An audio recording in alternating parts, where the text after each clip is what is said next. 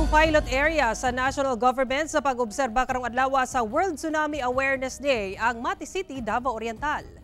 Gipangunahan sa Philippine Institute of Volcanology and Seismology (PhilVolcs) ang mga aktibidad lakip ang pinakaunang Tsunami Run for Safety sa Mindanao nga gisalmutan sa kapin 1,600 ka partisipante. Gawa sa mga aktibidad sa Mati City, dunasay usa ka exhibit nga gipaygayon sa kauluhan. Sumala pa ni Dr. Teresito Bacolcol, ang direktor sa DOST PhilVolcs, nga ang World Tsunami Awareness Day usa ka tinuig nga aktibidad aron nga palapdan pa ang kasayuran sa publiko sa epekto ug pagpangandam ug galing moigo ang tsunami lakip ang early warning sa maong kalamidad. Gisugdan ang maong tinuig nga pag-obserba kaniadto pang 2015 pinaagi sa United Nations General Assembly Resolution.